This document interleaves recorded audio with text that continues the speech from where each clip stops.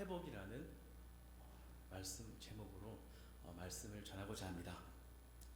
우리는 사도행전의 내용에 익숙해져 있다 보니까 예수님께서 부활하시고 승천하신 후에 큰 어려움 없이 복음이 전 세계로 전해졌다고 생각하는 경향이 있습니다.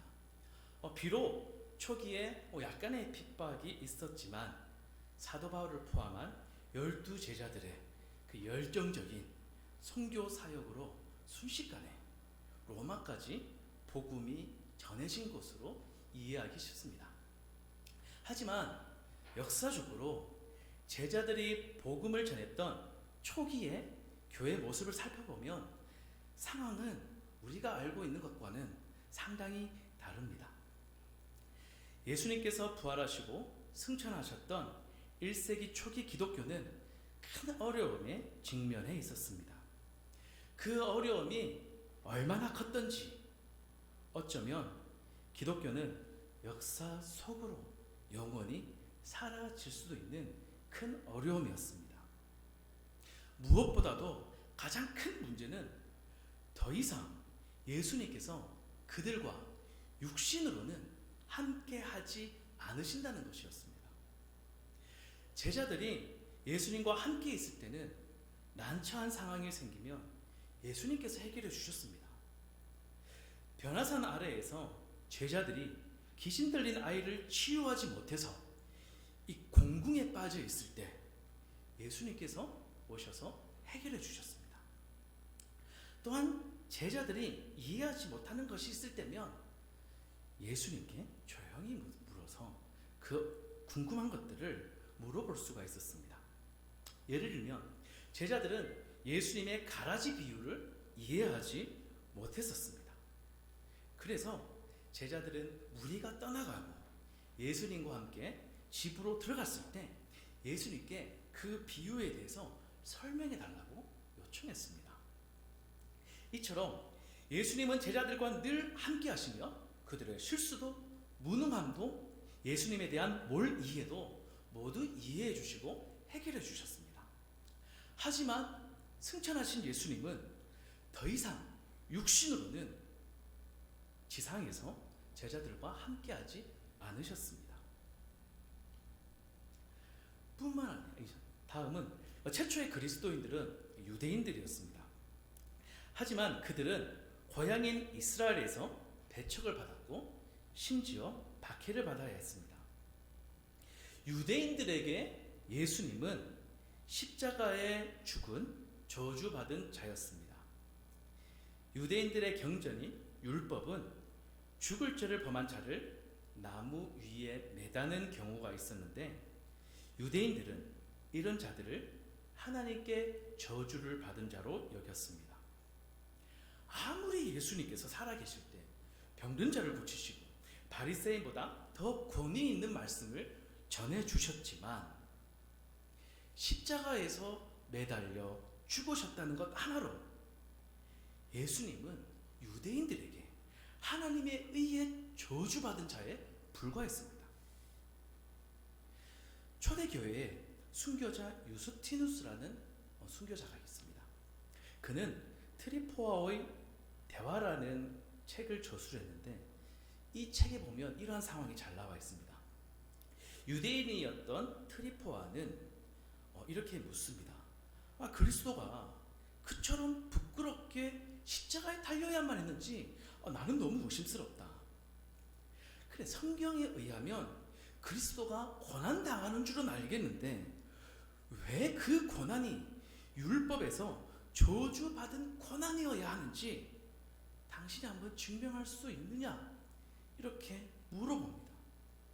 이처럼 유대인들에게 있어서 예수님을 믿을 수 없었던 큰 이유 중에 하나는 예수님께서 하나님의 의에 나무에 달려 죽은 이 저주받은 자였기 때문입니다.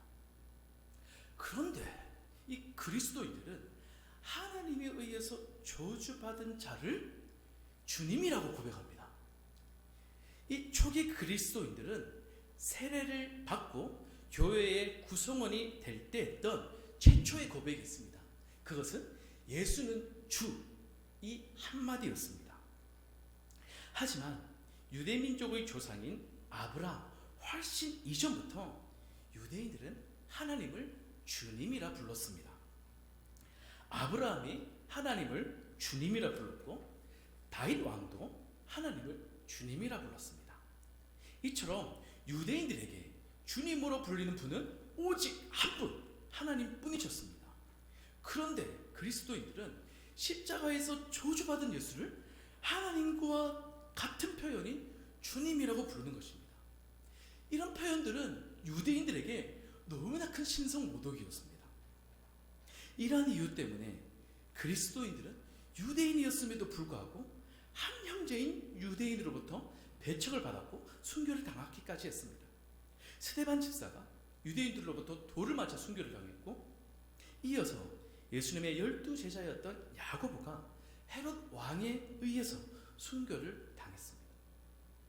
이처럼 예수님의 고향이자 초기 그리스도인의 고향이었던 유대 땅에서 그리스도인들은 이 폭동을 유발하는 아주 이렇게 위협적인 존재였습니다. 또 초기 교회의 그리스도인들은 로마 사회에서도 죄인 취급을 받았습니다. 로마인들은 기본적으로 다신교 신자들이었습니다. 그래서 그들이 정복하는 땅에 어떠한 신들도 자기의 신들로 다 수용할 수 있었습니다. 하지만 유독 이 기독교만큼은 로마에서 하나의 종교로 받아들이지 않았습니다. 이 정확한 비유가 될지 모르겠는데 이렇게 이해하면 좀 더 쉽습니다.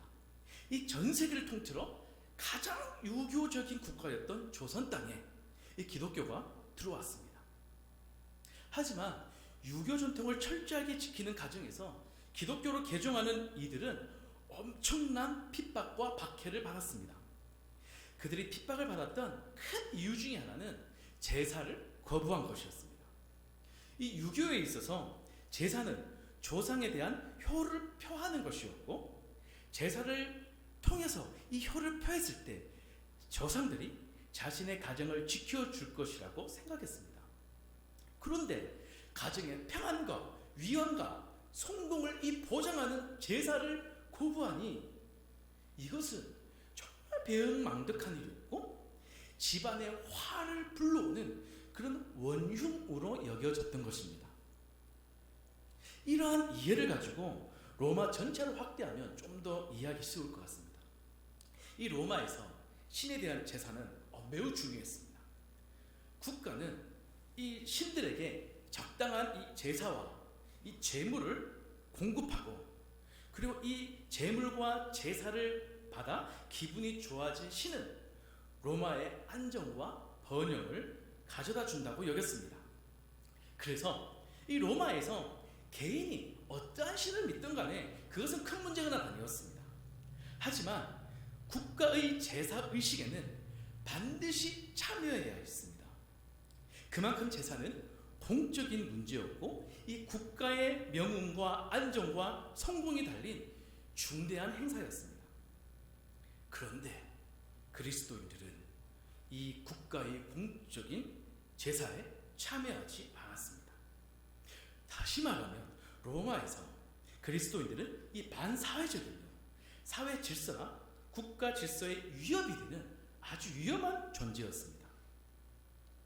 하지만 이처럼 반사회적이며 국가 질서에 위협이 되는 그리스도인들이 추종하는 예수가 로마의 반역자로 십자가에서 처형된 정치범 예수라는 이 사실은 로마 사회에서 그리스도인이 된다는 것 사실 자체가 죄로 여겨질 만큼 너무나 당연한 것이었습니다.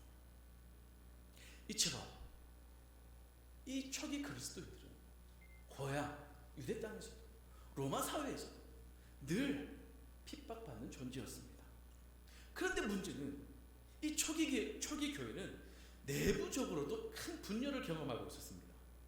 특히 이러한 문제는 유대 안에서 그리스도인으로 개종했던 이들에 의해서 자주 발생했습니다. 유대 율법과 전통을 중시하던 이 유대파 그리스도인들은 여전히 할례를 받아야 하고 안식일과 절기들을 지켜야 하고 이방인과 식사를 함께하는 것은 부정적인 것으로 여겼습니다. 이러한 갈등이 갈라디아서에 잘 나와 있는데요. 그래서 이러한 갈등을 해결하기 위해서 예루살렘 교회는 이 교회의 회의를 소집하기도 하였습니다. 이처럼 초기 기독교는 매우 어려운 처지에 있었습니다. 예수 그리스도는 더 이상 육신으로는 제자들과 함께하지 않으셨고 그리스도인들은 유대 땅이나 로마에서 위협적인 존재로 인식되어서 핍박받았습니다. 이러한 절체절명의 위기 속에서 예루살렘 그리스도인의 공동체, 즉 예루살렘 교회는 초기 기독교에 있어서 중요한 본부 역할을 했습니다. 이 교리적인 문제가 생길 때면 예루살렘 교회에서 이 회의를 통하여 이 지침을 내리기도 했습니다. 이러한 예루살렘 교회의 주요 지도자들이 있었는데 그들이 야고보와 베드로와 그리고 요한이었습니다. 어쩌면 예수님께서 지상에서 사역하실 때 특별히 예수님의 관심을 많이 받았던 베드로가 예루살렘 교회의 주요 지도자 역할을 했다는 것은 당연하다고 생각할 수 있습니다. 하지만 베드로가 초기 이런 어려움을 경험하고 있는 교회의 지도자가 되기에는 너무나 큰 실패자였고 오히려 베드로는 교회에서 버림받아도 할 말 없는 존재였습니다. 왜냐하면 베드로는 교회의 머리 대신 예수 그리스도를 부인하고 저주했었던 자였기 때문입니다. 모두가 아시듯이 예수님께서 유대 종교 지도자들에게 잡히시고 대제사장에게 신문을 받으시던 그날 밤 베드로는 예수님을 3번 부인했습니다. 마태와 마가는 베드로가 예수님을 저주하며 그 저주를 맹세하기까지 했다고 기록하고 있습니다. 이런 베드로의 예수님에 대한 부인은 정말 충격적인 사건이었습니다. 왜냐하면 이 베드로는 12 제자들 중 예수님에게 관심을 많이 받았던 3명의 제자들 베드로와 야고보, 요한 중에 한 명이었습니다. 이들은 다른 제자들이 누리지 못하는 특혜를 많이 받았습니다. 그들은 예수님께서 야이로의 딸을 살리실 때도 변화산에서 예수 그리스도가 영화롭게 변형되실 때에도 겟세마네 동산에서 기도하실 때에도 그들은 예수님과 함께하는 영예를 누렸습니다. 그 중에서도 베드로는 참으로 특별한 제자였습니다. 예수님께서 자신을 누구라 생각하느냐는 질문에 이 베드로만이 주는 그리스도시요 하나님의 아들이십니다 라고 고백했습니다. 예수님께서 예루살렘으로 오시기 전 대제사장들과 서기관들에게 고난을 받고 죽게 될 것이라는 자신의 죽음을 예고하셨을 때 베드로는 예수님 어깨를 딱 붙잡고 그럴 수 없습니다. 항의했던 인물입니다. 제자들과 마지막 만찬을 하시고 이 붙잡히시기 전날 예수님은 다시 한번 자신의 죽음을 예고하십니다.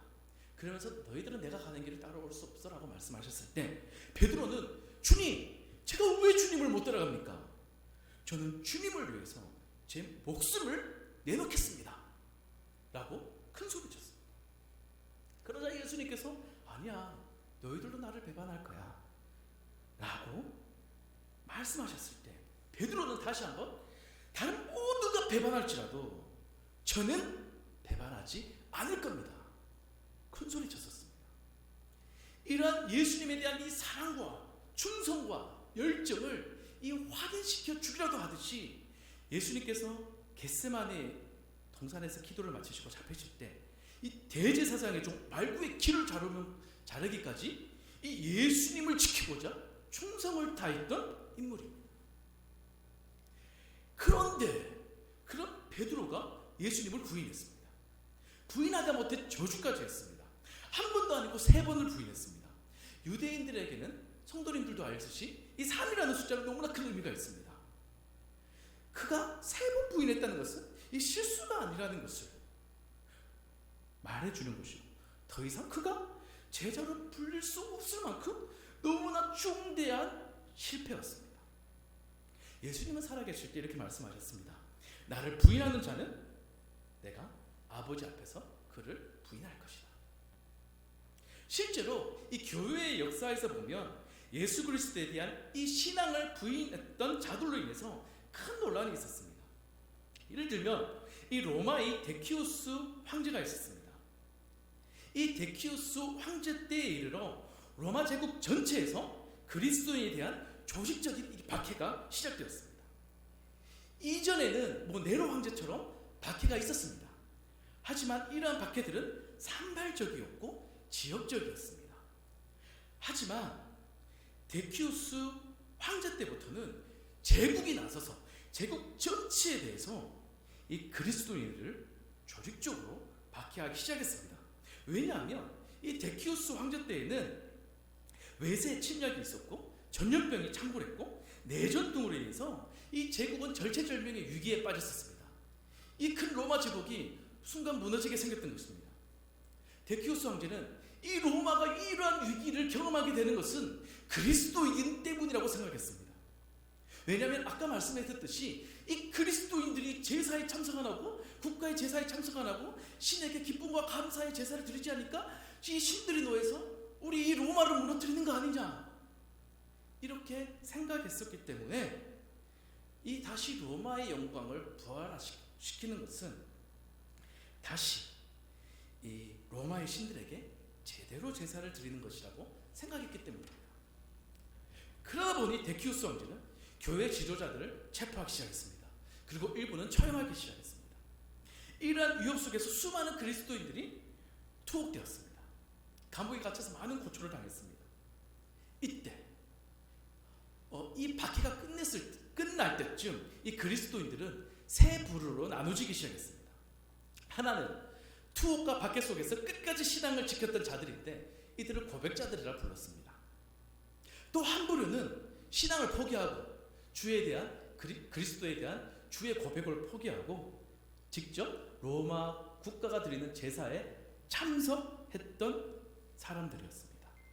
그리고 또 한 부류는 비록 제사에는 직접 참석하지 않았지만 이 참석을 하면 확인서를 끊어주고 그 확인서를 제출해야지만이 이제 핍박을 받지 않을 수 있고 정상적인 생활을 할 수 있었는데 이 확인서를 돈으로 산 것입니다. 비록 제사에 참석하지 않지만 돈으로 이 제사에 참석했다는 확인서를 산 사람들이었습니다. 핍박이 끝났을 때 옥에 갇혔던 사람들 다시 돌아왔습니다. 고백자들이 교회로 돌아왔을 때는 영웅 취급을 받았습니다. 끝까지 신앙을 지켰던 자들. 하지만 이 신앙을 버리고 이 제사에 참석했던 자들이나 아니면 제사에 참석하지 않더라도 이 확인서를 발급받았던 사람들은 이 교회가 이 사람들을 받아들여야 되나 말아야 되냐, 이 사람들은 변질자냐 아니냐, 이런 문제로 굉장히 큰 논란을 겪었습니다. 이러한 논란이 수세기 동안 이어졌습니다. 이만큼 초대교회에서는 예수가 주라는 신앙의 정절을 지키는 것은 너무나도 중요한 문제였습니다. 따라서 이 베드로의 부인 사건은 그만큼 너무나도 심각한 문제였습니다. 그런데 그렇게 예수님을 부인했던 베드로가 어떻게 위기에 처한 이 초대교회의 지도자가 될 수 있다는 말입니까? 주 예수 그리스도를 부인하고 저주했던 베드로는 교회의 지도자가 되기에는 스스로도 부족하다고 여겼을 것입니다. 설령 이 교회의 위기를 보며 가만히 있을 수 없어서 내가 예수님의 제자였어 라고 강조하면서 스스로 나서서 그 어린 양들을 돌보려고 했다 한들 그들은 야, 예수님을 부인해도 네가 무슨 그렇게 말할 수 있느냐 하면서 베드로의 권위를 인정하지 않았을 것입니다. 하지만 결론적으로 베드로는 초대교회의 주요 지도자가 되었고 베드로의 말이나 베드로가 썼던 서신서들은 예수님께서 하신 말씀과 같은 권위로 인정을 받았습니다. 어떻게 이런 실패자가 초대교회의 위기 속에서 교회의 지도자가 될 수 있었는지 오늘 본문이 그 실마리를 제공해 주고 있습니다. 본문으로 보겠습니다. 요한의 아들 시모나, 이라는 이 복음성으로 유명한 본문은 우리에게도 너무나 익숙한 뿐더러 이 많은 성도님들의 사랑을 받는 본문이기도 하십니다. 하지만 오늘 본문은 앞에서 문제를 제기했던 것처럼 우리 주 예수님을 부인하고 저주했던 그 실패자 베드로가 어떻게 초대교회의 지도자가 될 수 있었는지에 대한 이 단초를 제공하는 교회 역사에서 매우 중요한 본문이기도 합니다. 오늘 본문은 앞의 문맥인 21장 1절부터 14절까지 말씀과 이 같은 시간과 공간에서 일어났던 사건입니다. 그래서 좀 함께 살펴보겠습니다. 부활하신 예수님은 이 디베랴 호수에 오셨습니다. 디베랴 호수는 우리가 잘 알고 있는 갈릴리 호수입니다. 이 로마 티베리우스 황제의 이름을 딴 이 디베랴가 갈릴리와 베레아 지방의 수도였기 때문에 이 갈릴리 호수를 디베랴 호수라고도 불렀던 것입니다. 그곳에서 베드로와 야고보 그리고 요한 등 이 7명의 제자들은 밤을 새워가며 고기를 잡고 있었습니다. 하지만 그들의 수고는 허탕이었습니다. 그때 호숫가에 있던 어느 한 사람이 배 오른편에 한번 던져보시오 라며 큰 소리를 외칩니다. 거리도 멀었고 이제 날이 밝아오던 터라 이 제자들은 그렇게 소리를 지르시는 분이 누군지 몰랐습니다. 하지만 그들은 그분의 말을 듣고 정말 그물을 배 오른편에 던져보았는데 그 결과는 이 장정 7명이 들 수 없을 만큼 많은 고기를 잡게 되었습니다. 그때 같은 배에 차고 있던 요한이 주님이시다 라고 외쳤습니다. 그러나 베드로는 바로 바다에 탁 뛰어들어가지고 예수님께로 갔습니다. 제자들이 예수님께 갔을 때 예수님은 숯불에 생선을 굽고 계셨고 떡도 준비해 놓고 계셨습니다. 그렇게 아침 식사를 끝냈을 때 갑자기 베드로에게 이렇게 물으십니다. 너는 이 사람들보다 나를 더 사랑하느냐?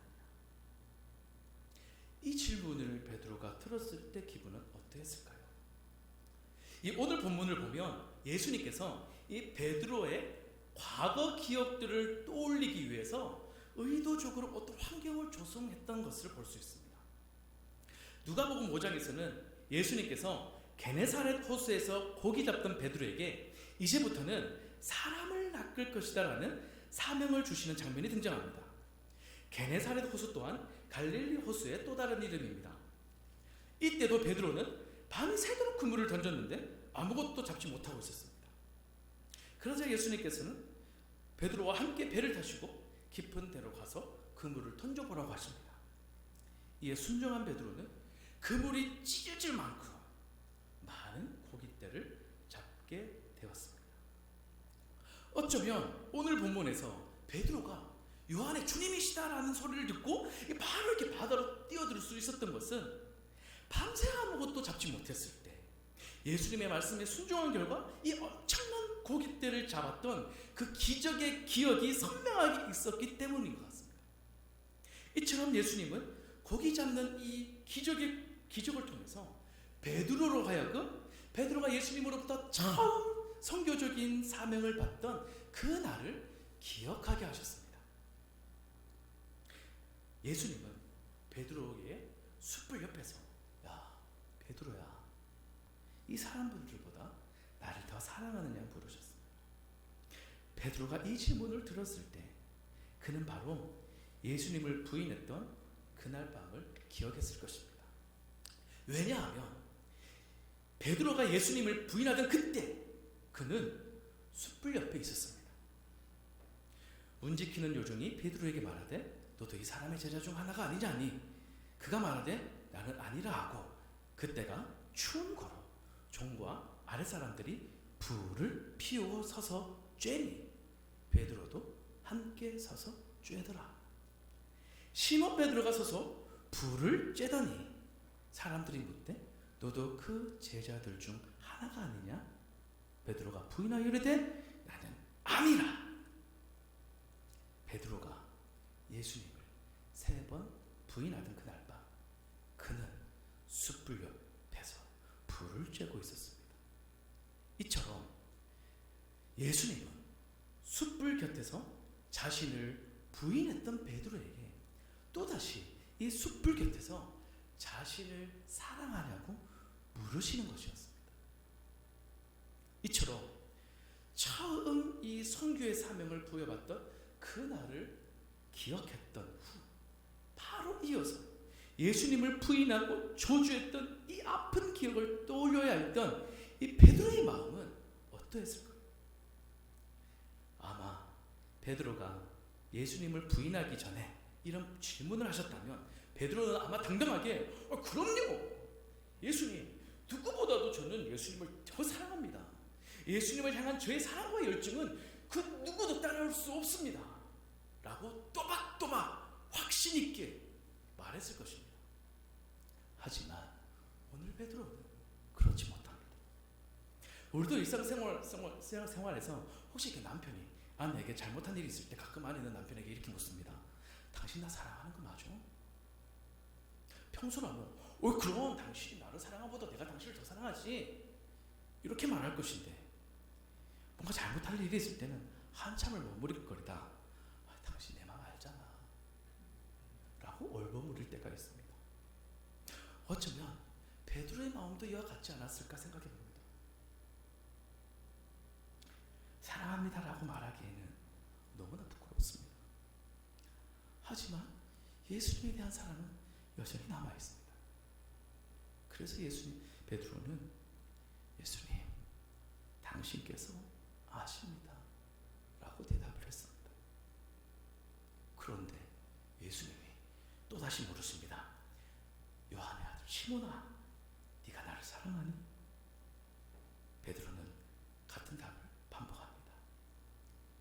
주님, 제가 주님을 사랑하는 것은 주님께서 아십니다.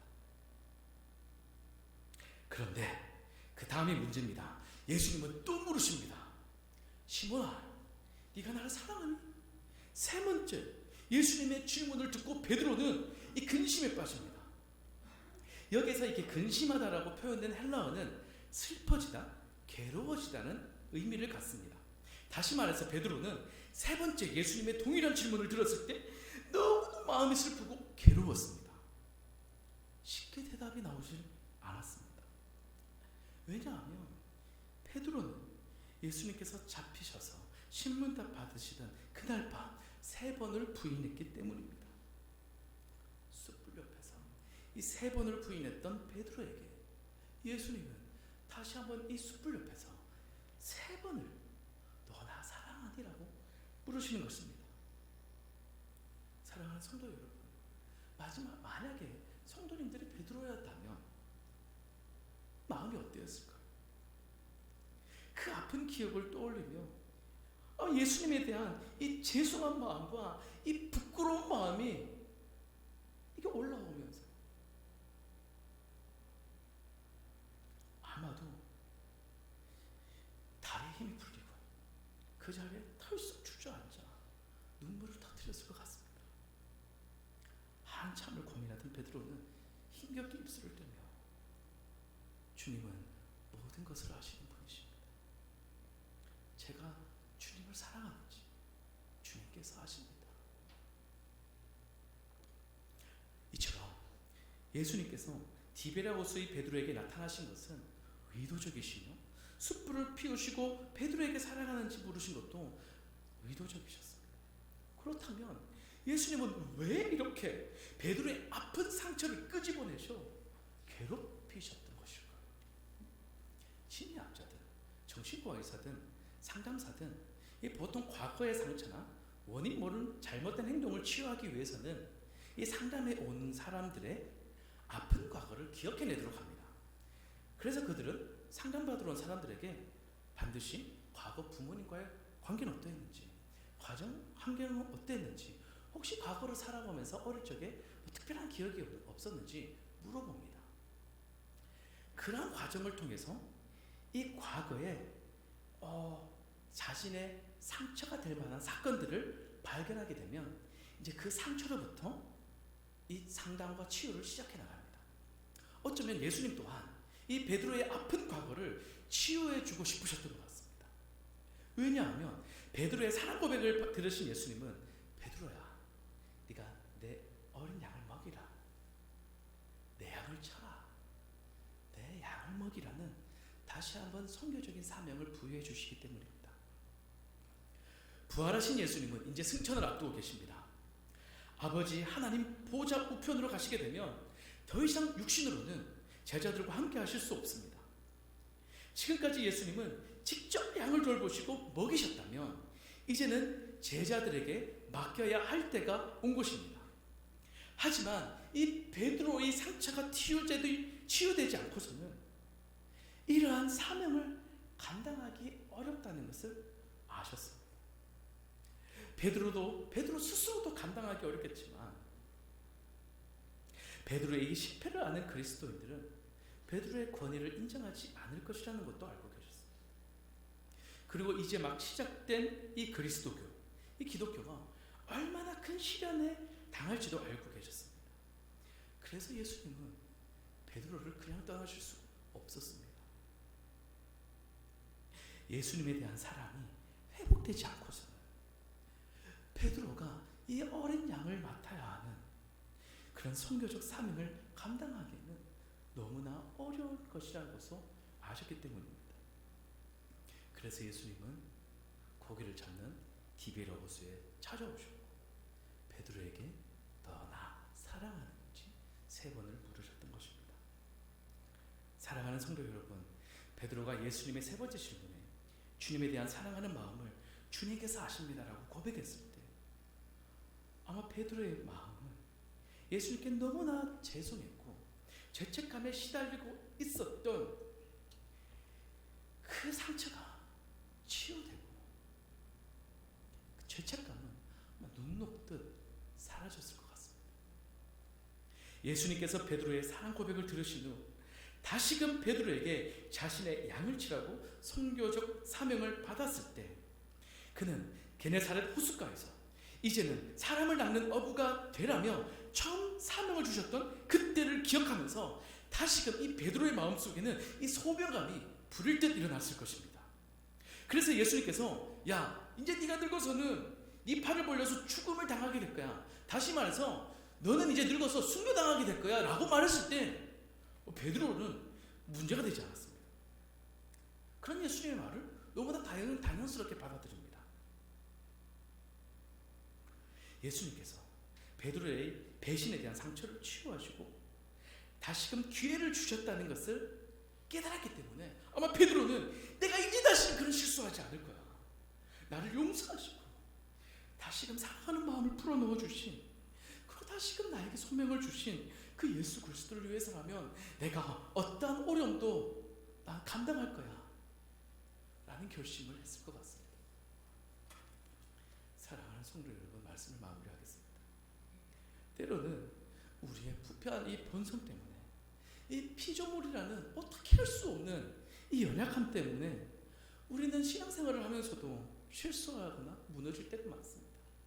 오늘 이 본문을 가지고 설교하고 있는 저도 제 자신이 너무 부끄러웠고 이거 도대체 신학을 공부하고 하나님의 말씀을 전하겠다는 내가 도대체 경건의 모습은 있으나 경건의 능력은 없는 그런 모습을 보면서 너무나 허탈하고 하나님 앞에 죄송한 모습에 어떻게 할 수 없을 죄책감에 빠질 때도 한두 번이 아닙니다. 하지만 사랑하는 성도 여러분, 우리 아버지 하나님은 중심을 보시는 분이십니다. 우리 마음속에 여전히 작게나마 예수 그리스도에 대한 사랑의 불씨가 남아있다면 다시 찾아오셔서 꺼져가는 불씨를 다시 타오르게 하시는 분이십니다.